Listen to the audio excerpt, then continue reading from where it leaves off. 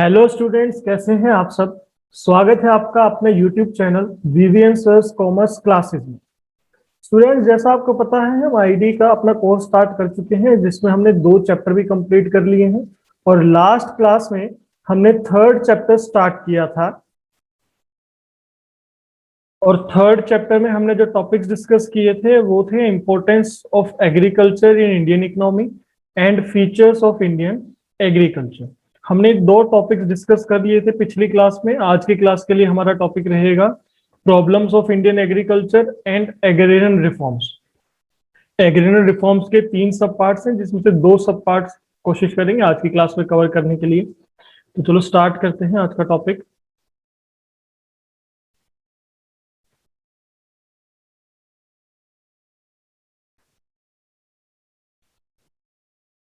हमारा पहला टॉपिक है आज की क्लास के लिए प्रॉब्लम्स ऑफ इंडियन एग्रीकल्चर। इससे पहले हम फीचर्स देख चुके हैं, हमने इंपॉर्टेंस देख ली। अब जब हमने इंपॉर्टेंस देखी तो हमने इसके फायदे ही फायदे देखे। जब हमने इसके फीचर्स देखे तो हमने थोड़े से कॉन्ट्रारी पॉइंट्स देखे कि फीचर्स तो कुछ और ही तस्वीर जो है वो दिखा रहे थे। तो उसी से रिलेटेड आज हम प्रॉब्लम्स देखने वाले हैं। जैसा हमने फर्स्ट चैप्टर में भी पढ़ा था कि हमारा इंडियन एग्रीकल्चर सेक्टर कैसा हो गया था, बैकवर्ड एंड स्टेगनेंट हो गया था। और अगर मैं आज की बात करूं तो आज भी हमारे एग्रीकल्चर सेक्टर में कुछ ज्यादा इंप्रूवमेंट नहीं हुई है। इनफैक्ट टुडेज टाइम में भी ये बैकवर्ड और स्टेगनेंट ही है। इसके कारण क्या क्या है, यही इसकी प्रॉब्लम्स है। तो क्वेश्चन आपको 2 तरीके से पूछा जा सकता है ना। क्वेश्चन आपसे ये भी पूछा जा सकता है कि what are the problems of Indian agriculture sector, या क्वेश्चन ये पूछा जा सकता है what is the main reason behind the backwardness and stagnation of Indian agriculture sector in present era also. कि प्रेजेंट एरा में, फिलहाल की सिचुएशन में भी क्यों बैकवर्ड और स्टैग्नेंट है। तो आपका आंसर यही होगा जो हम अभी पढ़ने वाले हैं। फर्स्ट पॉइंट है आपका lack of permanent means of irrigation. देखिए, जो हमने इसके फीचर्स देखी थी तो फीचर्स में हमने देखा था कि रेनफॉल के ऊपर बहुत ज्यादा डिपेंडेंट होता है एग्रीकल्चर सेक्टर। और रेनफॉल क्योंकि अनसर्टेन है, कोई फिक्स नहीं है, तो जो आपकी एग्रीकल्चरल आउटपुट तैयार होती है वो भी अनसर्टेन होती है, वोलाटाइल होती है। उससे जो आपकी इनकम जनरेशन होती है वो भी अनसर्टेन होती है। तो इस अनसर्टेनिटी को दूर करने के लिए इरिगेशन फैसिलिटीज का होना बहुत ज्यादा जरूरी है। इरिगेशन फैसिलिटी का क्या मतलब है? इरिगेशन फैसिलिटी का मतलब है ऐसी फैसिलिटीज जिनसे हम अपने एग्रीकल्चरल लैंड को जब उसको जरूरत हो तब उसको वाटर सप्लाई कर सके। ठीक है। अब इरिगेशन फैसिलिटीज में बहुत सी चीजें आ सकती हैं। मतलब क्या क्या चीजें आ सकती है कि भाई मान लीजिए अगर मैं बहुत बड़े लेवल पे बात करूं तो सरकार के द्वारा डैम बना देना जिसमें हम वाटर स्टोरेज करके फिर वो रिलीज कर दे। अगर छोटे छोटे लेवल पे बात करूं तो क्या किया जाता है, अभी गाँव में समरसीबल की व्यवस्था कर दी जाती है, कुएं होते हैं, वहां से मतलब किसी भी तरीके से पानी पहुंचाना है। ठीक है। तो वो जो इरिगेशन की फैसिलिटीज हैं हमारे देश में वो बहुत कम है। Permanent means of irrigation, temporary तो फिर भी ठीक ठाक है, टेम्पररी में ये है कि वही अनसर्टेनिटी वाली बात आ जाती है। परमानेंट मीन्स ऑफ इरिगेशन की फैसिलिटी बहुत ज्यादा कम है, जिसके कारण हमारे जो एग्रीकल्चरल सेक्टर है उसे सब पूरा टोटली रेनफॉल के ऊपर ही डिपेंडेंट होना पड़ता है। अगर बारिश अच्छी हो गई तो फसल भी अच्छी हो जाती है, अगर बारिश अच्छी नहीं हो पाई तो लॉसेस हो जाते हैं उन्हें। तो फर्स्ट मेन प्रॉब्लम है परमानेंट मीन्स ऑफ इरिगेशन बहुत अच्छा नहीं है, इनएडिक्वेट परमानेंट मीन्स ऑफ इरिगेशन है, इसमें सुधार की जरूरत है। अगर मैं सेकंड पॉइंट की बात करूं तो डेफिशिएंसी ऑफ फाइनेंस। अब मैं इस पॉइंट को आपको पिछली क्लास में जो हमने पॉइंट पढ़ा था मैं उसके साथ कोरिलेट करके बताता हूँ। आपने पिछली क्लास में पॉइंट ये देखा था कि इंडिया में सब्सिस्टेंस फार्मिंग के ऊपर ज्यादा जोर रहता है। हम वो पॉइंट भी पढ़ेंगे अब इसमें। सब्सिस्टेंस फार्मिंग के कारण ये नुकसान होता है कि आपके पास मार्केटेबल सरप्लस नहीं बचता। देखो, मैं बार बार टेक्निकल वर्ड का इस्तेमाल इसलिए करता हूं क्योंकि जब आप आंसर लिखेंगे वहां पे आपको यही वर्ड यूज करने हैं अगर अच्छे मार्क्स लेने हैं तो जो आप सब्सिस्टेंस फार्मिंग करते हैं तो मार्केटेबल आउटपुट नहीं बचती, मार्केटेबल सरप्लस नहीं बचता, यानी कि मार्केट में बेचने लायक आपके पास आउटपुट नहीं बचती है। तो आप मार्केट में अगर सामान नहीं बेच पा रहे तो आपकी इनकम भी कम हो रही है। तो वो इनकम की कमी से नुकसान ये होता है कि किसान के पास फर्दर इन्वेस्टमेंट करने के लिए पैसा नहीं होता, वो इन्वेस्ट नहीं कर पाता, उसकी कमाई मात्र इतनी होती है कि वो अपना जीवन गुजर कर सके। अब इन्वेस्टमेंट एक बहुत इंपॉर्टेंट पार्ट है। सिंपल सी बात है भाई, अगर आप किसी चीज में इंप्रूवमेंट करना चाहते हैं तो आप इन्वेस्टमेंट तो करना चाहेंगे। अब इन्वेस्टमेंट करने के लिए पैसा चाहिए, पैसा आए कहां से? तो दो सोर्सेज होते हैं, फाइनेंस अरेंज करने के दो सोर्सेज होते हैं, आपने 10th क्लास में भी पढ़े थे। एक तो होता है आपका नॉन इंस्टीट्यूशनल सोर्सेज, एक होते हैं institutional sources. Non institutional sources वो होते हैं जो किसी के रेगुलेशन में नहीं होते, किसी के कंट्रोल में नहीं होते। उनका मेन मकसद होता है कि एक्सप्लॉयटेटिव टर्म्स पे आप लोन प्रोवाइड करवाएं, यानी इनका मेन मकसद लोगों की भलाई करना नहीं है, इनका मेन मकसद है ज्यादा से ज्यादा पैसा कमाना, चाहे बेशक जिसको पैसा उधार दे रहे उसका कितना ही एक्सप्लॉयटेशन। इसमें आपके आते हैं जमींदार, महाजन, लैंडलॉर्ड्स, ये सारे आपके इसमें आते हैं। फिर आपके आते हैं इंस्टीट्यूशनल सोर्सेज, जैसे बैंक है, अब बाकी फाइनेंशियल इंस्टीट्यूशंस है। इनका मेन काम होता है कि भाई एक्सप्लॉयटेशन ना हो, रीजनेबल रेट ऑफ इंटरेस्ट पे ये जो है लोन प्रोवाइड करवाते हैं। समस्या ये है कि जो हमारा रूरल एरिया है, क्योंकि एग्रीकल्चर सेक्टर रूरल एरिया में ज्यादा होता है, वहां पे फाइनेंस की कमी है। और अगर लोग फाइनेंस की पूर्ति करते भी हैं तो वो नॉन इंस्टीट्यूशनल सोर्सेज से ज्यादा करते हैं, इंस्टीट्यूशनल सोर्सेज से कम करते हैं। अब नॉन इंस्टीट्यूशनल सोर्सेज से पैसा उधार लेने से क्या नुकसान है? सर उन्हें तो पैसा चाहिए, पैसा मिल गया। नुकसान दो है, नुकसान दो है। पहला नुकसान तो ये है कि जो नॉन इंस्टीट्यूशनल सोर्सेज है ये बहुत heavy rate of interest charge करते हैं, इनका रेट ऑफ इंटरेस्ट बहुत ज्यादा होता है, ब्याज जो है ब्याज चुकाना होता है बहुत ज्यादा होता है। ठीक है, अब किसान की इतनी कमाई कहाँ है भाई? इतनी कमाई होती तो उसे लोन थोड़ी देना पड़ता जो इतना हैवी रेट ऑफ इंटरेस्ट चुका पाएगा। तो वो क्या करते हैं, वो रेट ऑफ इंटरेस्ट नहीं चुका पाते, rate of interest sorry interest नहीं चुका पाते। अब उसके लिए क्या करना पड़ता है भैया? मान लीजिए मैंने किसी से उधार लिया है और मुझे 3 महीने बाद चुकाना ही चुकाना है, और 3 महीने का समय नजदीक आ गया, मैं देख रहा हूं मेरे पास पैसा नहीं है, मैं क्या करूंगा? मैं किसी तीसरे आदमी से उधार ले लूंगा पहला उधार चुकाने के लिए।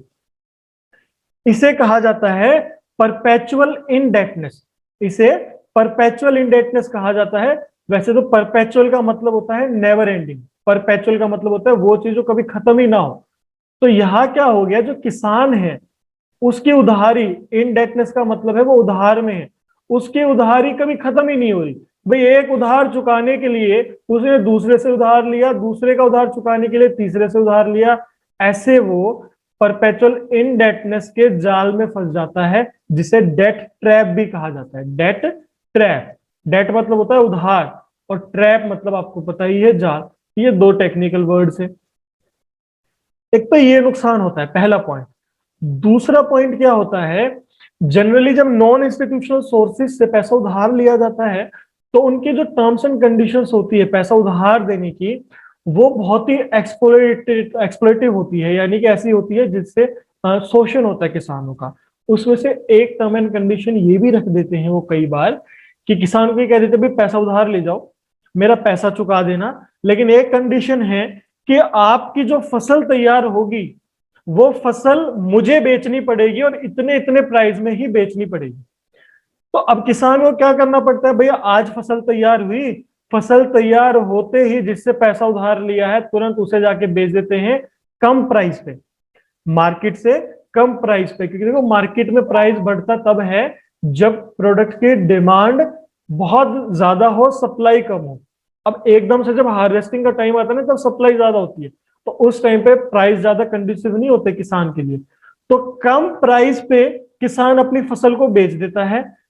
वो इंतजार नहीं करता कि उसकी जो प्राइसेस है वो बढ़े। अब अपनी फसल बेची, कम प्राइस में बेची, पैसा आया, वो पैसा दोबारा से उसी को दे दिया अपना उधार चुकाने के लिए। तो ये जो फसल आपके तुरंत बेची जा रही है इसे कहा जाता है डिस्ट्रेस सेल। डिस्ट्रेस सेल ये इंपॉर्टेंट है, आप आगे भी पढ़ेंगे आगे वाले टॉपिक्स में। एक नंबर का क्वेश्चन तो इसमें से पूछा ही जाता है, अगर 3 का नहीं तो डिस्ट्रेस सेल का मतलब क्या होता है? डिस्ट्रेस सेल का मतलब होता है एक ऐसी स्थिति जिसमें तुरंत अपनी फसल को बेचना पड़ जाता है कम प्राइस पे, रादर देन कि वो इंतजार करे कि मार्केट में प्राइस बढ़े। ठीक है, जल्दीबाजी में जो सेल कर दी जाती है। तो ये दो मेन नुकसान होते हैं। तो कोशिश ये होनी चाहिए कि जो इंस्टीट्यूशनल सोर्सेज है ना इनको ज्यादा से ज्यादा ग्रो किया जाए, क्योंकि ये एक्सप्लॉयटेशन नहीं करते हैं। लेकिन समस्या ये है कि ग्रामीण क्षेत्रों में ना इंस्टीट्यूशनल फाइनेंस की बहुत कमी है। भाई कितने गांव ऐसे हैं आप भी देखते होंगे जहां पे आपको बैंक देखने को मिलता है, कई गांव में एक बैंक हो गया, कईयों में है ही नहीं। तो ये जो इंस्टीट्यूशनल फाइनेंस की सुविधा है ये गांव गांव में नहीं है। दूसरी चीज, अगर बड़ा ही क्वेश्चन आपसे पूछ लें कि इतने इंस्टीट्यूशनल सोर्सेज होने के बावजूद भी किसान आज भी क्यों नॉन इंस्टीट्यूशनल सोर्सेज के ऊपर ज्यादा डिपेंडेंट है, तो आप दो तीन चीजें बताएंगे। पहली तो बताएंगे कि गांव में इन्वेस्टमेंट इंफ्रास्ट्रक्चर कम है इंस्टीट्यूशनल सोर्सेज का, यानी कम बैंक है। दूसरी चीज आप बताएंगे कि इसमें ना डॉक्यूमेंटेशन की बहुत ज्यादा जरूरत होती है। अगर आप बैंक से पैसा उधार लेने जाएंगे तो वो ऐसा नहीं है बैंक में गए उसने तुरंत पैसा उधार दे दिया। बैंक आपका दोस्त थोड़ी, आप दोस्त से पैसा उधार लेते हो दे देता है तुरंत। बैंक प्रॉपर डॉक्यूमेंटेशन लेता है, उसे कोलेटरल सिक्योरिटी भी चाहिए, कुछ चीज गिरवी रखवाता है। अब किसान के पास कहाँ इतनी चीजें गिरवी रखने के लिए, किसान कहाँ इतना पढ़ा लिखा है कि वो आपके सारे डॉक्यूमेंट्स पूरी कर सके। तो इन झंझटों से बचने के लिए किसान क्या करता है, नॉन इंस्टीट्यूशनल सोर्स से पैसा उधार ले लेता है। तीसरी चीज, इंस्टीट्यूशनल सोर्सेज में लोन मिलने में टाइम लगता है। अगर आप आज एप्लीकेशन देते हैं, सारे आपके डॉक्यूमेंट्स चेक किए जाएंगे, सारी चीज वेरीफाई की जाएगी, फिर जाके लोन मिलेगा। किसान इतना वेट नहीं कर पाता, उसे तो तुरंत पैसे की जरूरत होती है, तो वो क्या करता है, नॉन इंस्टीट्यूशनल सोर्सेज के पास चले जाता है। तो ये आप तीन रीजंस बता सकते हैं इन केस आपसे क्वेश्चन पूछ ले तो। अब देखो लास्ट लाइन यहां पे बताई गई है, high cost of boring leads to vicious circle of poverty of the farmer. High cost of boring का मतलब क्या होता है, पैसा हम जब उधार लेते हैं तो हमें बदले में ब्याज चुकाना पड़ता है, इंटरेस्ट चुकाना पड़ता है। तो उस रेट ऑफ इंटरेस्ट को ही कॉस्ट ऑफ बोरिंग कहा जाता है। तो कॉस्ट ऑफ बोरिंग का मतलब क्या है, रेट ऑफ इंटरेस्ट, कितने ब्याज पे। अगर ब्याज ज्यादा है तो हम कहते हैं जी पैसा उधार लेना भारी पड़ गया, महंगा पड़ गया, तो high cost of boring. High cost of boring का मतलब ज्यादा रेट ऑफ इंटरेस्ट पे पैसा उधार लिया है।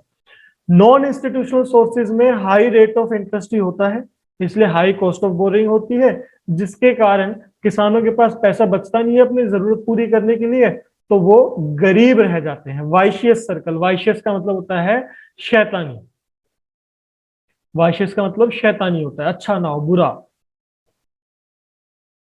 तो ये सेकंड प्रॉब्लम थी। थर्ड प्रॉब्लम है कन्वेंशनल आउटलुक। अब कुछ आपके ऐसे पॉइंट्स आएंगे जो हमने फीचर्स में पढ़े थे। कन्वेंशनल आउटलुक, कन्वेंशनल का मतलब होता है ट्रेडिशनल, पुराना, पारंपरिक। तो लोगों की जो सोच है, जो उनका आउटलुक है, वो पुराने जमाने का ही है। यानी किसान जो है वो मॉडर्नाइज नहीं हुए, मॉडर्नाइज इन द सेंस वो एग्रीकल्चर को, फार्मिंग को प्रॉफिट कमाने का एक जरिया नहीं देख रहे, वो इसे बिजनेस वेंचर के तौर पे ना देख के केवल और केवल इस तरीके से देखते हैं कि भाई ये तो एक सब्सिस्टेंस ऑक्यूपेशन है, एक ऐसा काम है जिससे हमारी जरूरत पूरी हो रही है। तो वो क्या करते हैं, वो ऐसी इनोवेटिव टेक्नोलॉजी का इस्तेमाल नहीं करते जिनसे उनकी प्रोडक्टिविटी बढ़े, जिनसे वो ज्यादा से ज्यादा प्रॉफिट कमा सके। तो ये एक समस्या है कि वो प्रॉफिट कमाने के मकसद से नहीं देखते, इसलिए प्रोडक्टिविटी उनकी कम रह जाती है। फोर्थ पॉइंट आप देखेंगे, small and scattered land holdings. Small and scattered land holdings का मतलब इंडिया में एक बहुत बड़ी समस्या ये है कि किसान ऐसे हैं जिनके पास, बहुत ज्यादा किसान जिनके पास थोड़ी थोड़ी जमीनें हैं और इधर उधर बिखरी हुई जमीनें हैं। यानी कि एक जगह इकट्ठी नहीं है जमीनें, भाई एक जमीन एक जगह पे है छोटी सी, बाकी टुकड़ा किसी और जगह पे है। तो इसमें नुकसान होता है। नुकसान ये होता है, देखो भाई एक छोटी सी जमीन तो मेरी यहाँ पे है, ठीक है, एक जमीन इस कोने पे है, ठीक है, एक जमीन कहीं और दूसरी जगह है, एक जमीन यहाँ पे है। अब नुकसान ये होता है कि एक तो देखो जमीन थोड़ी है, इसमें आप मशीन का इस्तेमाल अच्छे से नहीं कर सकते ना, आप हार्वेस्टर, ट्रैक्टर है, कैसे चलाएंगे। भाई आपकी जगह यहीं तक कवर हो जाएगी मेनली, तो उसे ऑपरेट करने के लिए जगह भी तो चाहिए। एक तो नुकसान ही है। दूसरा नुकसान ये, काम में इनएफिशिएंसी आती है। एक ना इकोनॉमीज ऑफ स्केल का कॉन्सेप्ट होता है। इकोनॉमीज ऑफ स्केल का मतलब होता है जब आप बड़े लेवल पे कोई काम करते हो तो आपका खर्चा कम लगता है, जब आप छोटे छोटे लेवल पे काम करते हो तो खर्चा ज्यादा लगता है। सिंपल सी चीज आप देखिए ना, आप बाजार से 1 किलो चीनी लेके आए, रोज 1-1 किलो चीनी लेके आते हैं, ये आप एक ही बार में चीनी का कट्टा ले आए, आपको क्या सस्ता पड़ेगा, चीनी का कट्टा सस्ता पड़ेगा। तो ऐसा ही इकोनॉमीज ऑफ स्केल होता है, जब बड़े लेवल पे काम करते हैं तो हमारे बहुत से खर्चे कम हो जाते हैं। तो इकोनॉमीज ऑफ स्केल नहीं मिल पाता यहाँ पे। तीसरी चीज, टाइम की, एफर्ट की कमी। देखो ना, एक बार मैं यहाँ पे खेती बाड़ी करूंगा, फिर मैं यहाँ से ट्रेवल करके यहाँ जाऊंगा, फिर यहाँ से ट्रेवल करके यहाँ, फिर यहाँ से ट्रेवल करके यहाँ। और अगर एक ही जगह जमीन होगी ये सारी इकट्ठी, तो मैं बहुत सा फायदा उठा सकता हूँ। तो ये समस्या है।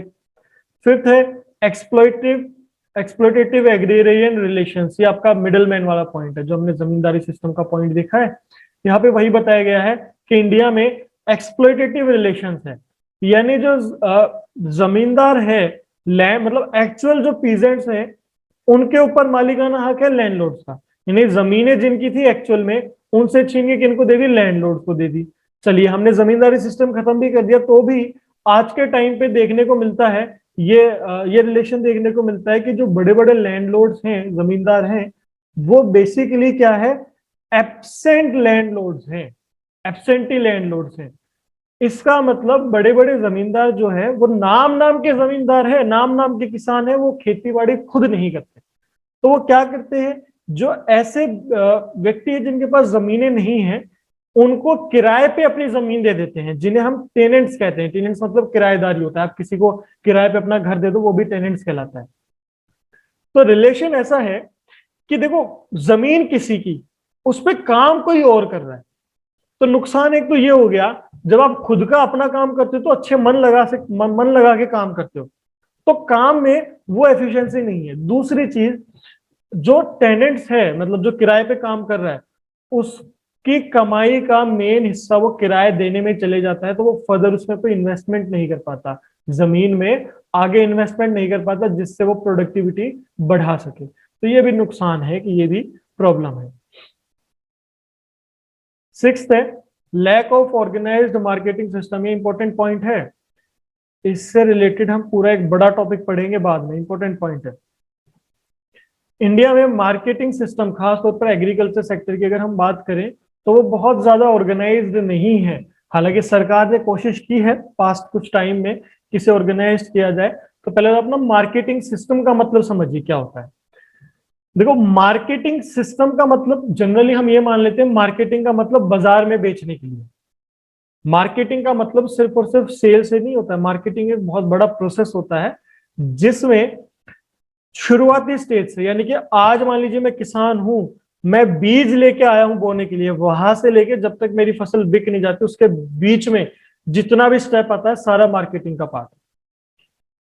तो मार्केटिंग एक ऑर्गेनाइज तरीके से नहीं है। ऑर्गेनाइज तरीके का मतलब होता है सिस्टमेटिक तरीके से काम नहीं है।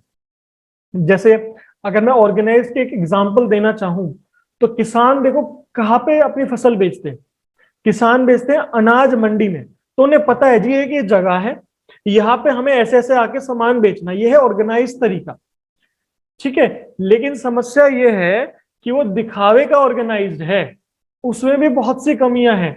इनफैक्ट हमारे जो फार्मर्स है, 90% से ज्यादा, अगर मुझे सही एक्यूरेट डाटा याद आ रहा है, हो सकता है मैं गलत भी हो जाऊं, 90% से ज्यादा जो है वो आपके अनाज मंडी है इनमें बेचते ही नहीं अपनी फसल को। वो ओपन मार्केट में सेल करते हैं, लोकल मार्केट में सेल करते हैं। वो इसलिए करते हैं क्योंकि उनके ऊपर प्रेशर है, उनके ऊपर अपना जो पैसा उधार लिया है उसको वापस चुकाने का प्रेशर है। और जो मार्केटिंग सिस्टम है, जैसे भैया अपनी अनाज मंडी है, सरकार से पैसा आने में कई महीने लग जाते हैं। किसान इतना टाइम वेट नहीं कर सकता भाई, उसको तो अपना उधार चुकाना है। तो वो क्या करता है, वो तुरंत अपनी फसल को बेच देता है, जहां भी उसे मौका मिले, जहां भी उसे पैसा मिले, ताकि अपना लोन चुका सके। इसी को तो डिस्ट्रेस सेल कहा जाता है, जो मैंने थोड़ी देर पहले आपको बताया था, जो कि एक समस्या होती है। किसान अपना जो प्राइस होना चाहिए प्रोडक्ट का, वो प्राइस नहीं ले पाता, क्योंकि उसे जल्दबाजी में अपनी फसल बेचनी पड़ जाती है। तो ये इसकी कुछ प्रॉब्लम्स हैं। अब इन प्रॉब्लम्स को ठीक करने के लिए, सुधारने के लिए सरकार ने भाई बहुत कदम उठाए हैं। ऐसा नहीं है सरकार ने कदम नहीं उठाए, इन्हीं को कहा जाता है एग्रेरियन रिफॉर्म्स। एग्रेरियन का मतलब related to agriculture, reforms, form का मतलब होता है तैयार करना, रिफॉर्म दोबारा से तैयार करना। तो एग्रीकल्चर सेक्टर में जो चीजें चल रही थी उन्हें दोबारा से तैयार किया गया, यानी कि कुछ नई चीजें लेके आए। तो वो एग्रेरियन रिफॉर्म्स कौन कौन से हैं, हमें ये देखना है। बेसिकली जितने भी चेंजेस आए हमारे एग्रीकल्चर सेक्टर में, उन्हें हम तीन कैटेगरी में डिवाइड करते हैं। उन्हें हम तीन कैटेगरी में डिवाइड करते हैं। पहली कैटेगरी हमारी है टेक्निकल रिफॉर्म्स, फिर हम देखेंगे इंस्टीट्यूशनल रिफॉर्म्स या लैंड रिफॉर्म्स, ये इंपॉर्टेंट है। मेनली इसमें से क्वेश्चन पूछा जाता है। फिर हम देखेंगे जनरल रिफॉर्म्स। ठीक है, हमें ये पॉइंट्स हैं ये देखने हैं। तो शुरुआत करते हैं टेक्निकल रिफॉर्म से, लेकिन उससे पहले आप बेसिक मतलब समझ लो, तीन कैटेगरी क्या डिवाइड की है। टेक्निकल रिफॉर्म्स तो है कि एग्रीकल्चर प्रोडक्शन करने की टेक्निक्स में क्या क्या बदलाव किए, उसकी तकनीक में जितने बदलाव किए वो आपके आगे टेक्निकल रिफॉर्म्स के आगे। ठीक है, उसके अलावा जो हमारे पारंपरिक चीजें चलती आ रही थी, ट्रेडिशनल चीजें, ट्रेडिशनल पॉलिसीज चलती आ रही थी, ये हमारी जमीन से रिलेटेड जो भी चेंजेस थे वो आपके आगे लैंड रिफॉर्म्स है। और इनके अलावा जितने बच गए वो हमने डाल दिए तीसरी कैटेगरी में, जो कि जनरल रिफॉर्म्स की कैटेगरी है।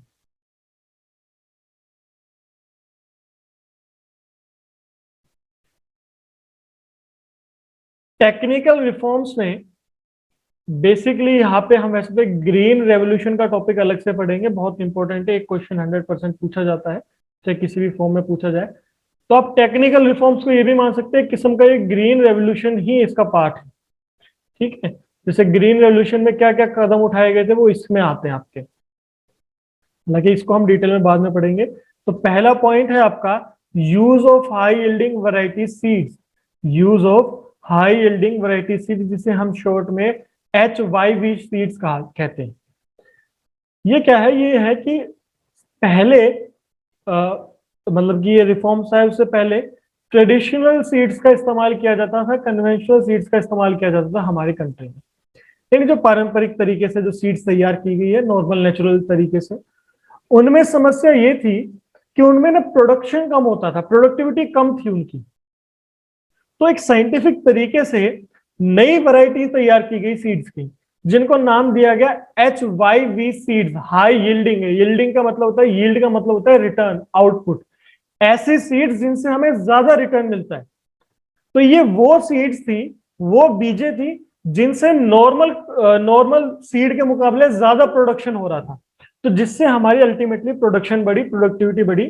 हालांकि ये जो HYV सीड्स है ये हर सीड के लिए शुरू नहीं की गई थी, ये लिमिटेड सीड्स थी, जैसे कि वीट था बाजरा, राइस, मेज, ज्वार, कॉटन, इनके लिए ही तैयार की गई थी, ज्यादा के लिए तैयार नहीं की गई थी। इसी को हम ग्रीन रेवोल्यूशन के नाम से जानते हैं।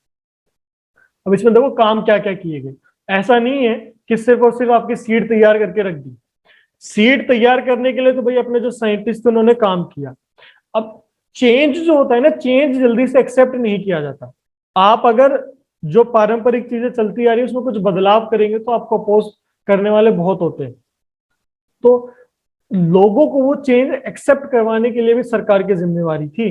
तो सरकार ने क्या क्या किया, पहले तो उन्होंने एक नेशनल सीड कॉरपोरेशन तैयार की, जिसका काम था इन सीड्स को तैयार करना और साथ के साथ उसे डिस्ट्रीब्यूट करना, किसानों तक पहुंचाना।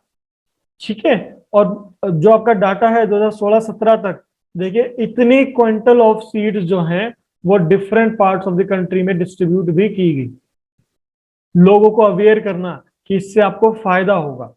ठीक है, तो ये था पहला। दूसरा है केमिकल फर्टिलाइजर्स का इस्तेमाल करना। भाई जैसे कि आपको अपनी ग्रोथ करने के लिए खाने की जरूरत होती है, ऐसे ही एग्रीकल्चर प्रोडक्ट को भी फर्टिलाइजर्स की जरूरत होती है अगर उसकी प्रोडक्टिविटी को बढ़ाना चाहें हम तो ये भी शुरू किया गया एक नई चीज कि फर्टिलाइजर्स तैयार किए गए, लोगों को फर्टिलाइजर्स प्रोवाइड भी करवाए सब्सिडाइज रेट पे, सब्सिडी के रेट पे, ताकि क्योंकि लोगों के मन में ना हिचक थी कि भाई नई चीजें हम एक्सेप्ट करें ना करें, दूसरी चीजें बहुत महंगे होते हैं। तो सरकार ने सब्सिडी भी दी किसानों को कि भैया आप फर्टिलाइजर्स का इस्तेमाल करें, इससे आपकी प्रोडक्टिविटी बढ़ेगी। अच्छा, ये दो पॉइंट हमने देखे, इससे क्या था, प्रोडक्शन तो ज्यादा होता था फर्टिलाइजर से भी, हाई यील्डिंग वैरायटी सीड से भी। लेकिन एक समस्या ये देखने को मिली कि प्रोडक्शन हो तो जाता है किसान का, लेकिन उस प्रोडक्शन को नुकसान पहुंचा देते हैं जो कीड़े होते हैं। ठीक है, इंसेक्ट्स और पेस्ट, ये उस फसल को नुकसान पहुंचा देते हैं, फसल को डिस्ट्रॉय कर देते हैं। तो प्रोडक्शन तो बढ़ा दी, अब उस जो प्रोडक्शन को बढ़ गया उससे कैसे मेंटेन करें, उसको मेंटेन करने के लिए इंसेक्टिसाइड्स और पेस्टिसाइड्स का इस्तेमाल किया गया। इनकी शुरुआत की गई कि जी आप अपनी फसल पे इंसेक्टिसाइड्स, पेस्टिसाइड्स इन्हें स्प्रे करें। इनसे क्या होगा, जो बीमारियां लग जाती है क्रॉप्स को, जो इंसेक्ट्स और पेस्ट उसे डिस्ट्रॉय कर देते हैं, वो डिस्ट्रॉयशन नहीं होगा। इसके लिए सरकार ने 14 सेंटर्स तैयार किए थे, सेंट्रल प्लांट प्रोटेक्शन सेंटर्स, जिनका मेन काम यही था कि इंसेक्टिसाइड्स पेस्टिसाइड्स को तैयार करे, लोगों को अवेयर करे और उन तक वो चीजें पहुंचाई जाए। फोर्थ पॉइंट इसमें आपका आता है साइंटिफिक फार्म मैनेजमेंट प्रैक्टिसेस। देखो इंडिया में एग्रीकल्चर सेक्टर जो है वो कोई भी साइंटिफिक तरीके से नहीं किया जाता। साइंटिफिक का मतलब होता है सिस्टमेटिक तरीके से। साइंटिफिक का मतलब समझो पहले आप। साइंटिफिक का मतलब होता है ट्रायल एंड एरर मेथड से नहीं, ऐसे नहीं भी करके देख लेते, काम हो गया तो ठीक है, नहीं हुआ तो भी देखी जाएगी। साइंटिफिक का मतलब होता है प्रॉपर थिंकिंग के बाद, प्रॉपर ऑब्जर्वेशन करने के बाद, सारे एक्सपेरिमेंटेशंस करने के बाद। अब इंडिया में समस्या ये है कि भाई हमारे पिताजी दादा सबकी जमीनें हैं, तो क्या होता है जो भी आने वाली जनरेशन है वो अपना जन्म सिद्ध अधिकार मान के चलते हैं, भाई हमारे पूर्वजों की जमीन हमारी ही तो जमीन है, उन्होंने खेती बाड़ी की है तो हम भी खेती बाड़ी तो करेंगे। तो क्या करते, पैदा होते ही थोड़े से बड़े हुए तब से उन्हें खेतों पे भेज दिया जाता है, कभी काम करो। अब उन्होंने कोई ये चीज सीखी थोड़ी है, भाई उन्होंने कोई कोर्स थोड़ी किया है, कोई पढ़ाई थोड़ी की है कि कैसे इसकी प्रोडक्शन को बढ़ाया जा सकता है। तो वो क्या कर रहे हो, कन्वेंशनल फार्मिंग कर रहे हैं। इस चीज को दूर करने के लिए सरकार ने जोर दिया साइंटिफिक फार्मिंग पे। उसके लिए सरकार ने क्या किया, देखो कई एग्रीकल्चर यूनिवर्सिटीज ओपन की। आज आप देखते हैं ना एग्रीकल्चर कोर्सेज होते हैं, कई एग्रीकल्चर यूनिवर्सिटीज ओपन की, कई ऐसे प्रोग्राम्स शुरू किए जिनका मेन मकसद था गांव गांव में जाओ, लोगों को बताओ कैसे आप साइंटिफिक तरीके से प्रोडक्शन बढ़ा सकते हैं। आपको पता नहीं इस चीज के बारे में पता है या नहीं पता है, पहले के टाइम में अब भी आता होगा, जो आपका डीडी नेशनल चैनल है, पहले जब केबल नहीं था तो डीडी नेशनल ही देखते थे, उसमें एक प्रोग्राम आता था कृषि कुछ नाम से। उसमें किसान फोन करते थे और पूछते थे जी हमें अपनी किस तरीके से हम खेती बाड़ी करनी चाहिए, तो उसमें एग्रीकल्चर एक्सपर्ट होता था, वो आपका साइंटिफिक फार्मिंग के रिलेटेड है। वो देखो क्या होता है कि आप साइंटिफिक तरीके से सेलेक्ट करें कि आपको कौन सी क्रॉप का प्रोडक्शन करना है। बहुत से ऑप्शन होते हैं। अब साइंटिफिक तरीके से कैसे किया जा सकता है, पहले आप अपनी जमीन देखेंगे, आप जमीन देखेंगे, बाकी रिसोर्सेज देखेंगे, उसके हिसाब से देखेंगे कौन सी क्रॉप सूटेबल है आपके लिए। ठीक है, अब क्रॉप भी अलग अलग क्वालिटी की आती है। जैसे अगर मैं गेहूं की बात करूं तो गेहूं भी अलग अलग आते हैं, आप सुनते होंगे ना भाई, अलग अलग प्रकार के गेहूं आते हैं, उनके नाम अलग अलग होते हैं। तो कौन सी क्वालिटी की क्रॉप आपको तैयार करनी है, फिर जमीन को साइंटिफिक तरीके से तैयार करें उस क्रॉप की प्रोडक्शन करने के लिए। आप क्रॉप का रोटेशन कर सकते हैं। रोटेशन का मतलब पहले क्या होता था, किसान सीजनल अनएम्प्लॉयमेंट बहुत ज्यादा होती थी। जैसे कि मान लीजिए 3-4 महीने में खेती करी, किसकी, गेहूं की खेती हो गई, अब अगले साल तक जब तक गेहूं का प्रोडक्शन का टाइम नहीं आता वो बेरोजगार बैठे रहते थे, जमीन यूटिलाइज नहीं हो रही। तो रोटेशन की जा सकती है, यानी कि मान लीजिए गेहूं का टाइम है तो गेहूं का प्रोडक्शन करे, जब गेहूं का प्रोडक्शन खत्म हो गया फिर किसी और चीज का टाइम है तो उसका प्रोडक्शन करे। उससे फर्टिलिटी भी थोड़ी सी एनहांस होती है। तो रोटेशन करे, प्रॉपर सीड का सिलेक्शन करे, कौन सी सीड चाहिए आपको, हाई यील्डिंग वैरायटी सीड में भी कौन सी, फर्टिलाइजर्स का इस्तेमाल करें। तो ये सारी चीजें आपके साइंटिफिक फार्म मैनेजमेंट प्रैक्टिस का पार्ट थे। इसके अलावा जैसे मैंने आपको बताया अलग अलग प्रोग्राम शुरू किए थे लोगों को अवेयर करने के लिए, ये उन प्रोग्राम्स के बारे में बताया गया है। मैंने आपको बताया कि एग्रीकल्चर यूनिवर्सिटीज ओपन कर दी गई थी और अलग अलग कोर्सेज भी प्रोवाइड करवा रहे थे एग्रीकल्चर यूनिवर्सिटीज में। ये चीजें आपको देखने को मिल रही है इसमें कि 23 एग्रीकल्चर यूनिवर्सिटीज जो हैं वो ओपन की थी, यही साइंटिफिक चीजों को, साइंटिफिक कल्टीवेशन को, फार्मिंग को आगे जो है प्रमोट करने के लिए। फिफ्थ पॉइंट है मैकेनाइज्ड मीन्स ऑफ कल्टीवेशन, यानी कि जो हमारी बैकवर्डनेस है कल्टीवेशन में, हम पुरानी टेक्नोलॉजी का इस्तेमाल करते हैं, उन टेक्नोलॉजी का इस्तेमाल ना करके नई चीजों का इस्तेमाल करें, नई नई मशीन्स का इस्तेमाल करें।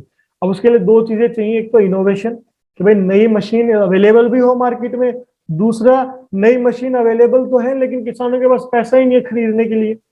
अगर पैसा नहीं है तो भाई वो पैसा भी तो अवेलेबल करवाए, वो पैसा भी अवेलेबल करवाया जाए, तो वो भी उनकी जिम्मेवारी होती है। तो उसके लिए सरकार ने बहुत से इंस्टीट्यूशनल सोर्सेज, नॉन इंस्टीट्यूशनल नहीं, इंस्टीट्यूशनल सोर्सेज, जिसमें कोऑपरेटिव सोसाइटीज है, बाकी आरआरबी है, कमर्शियल बैंक है, इनको सेटअप किया ताकि किसानों को जो है प्रॉपर टाइम पे लोन मिल जाए और वो मॉडर्नाइज टेक्नोलॉजी का इस्तेमाल कर सके।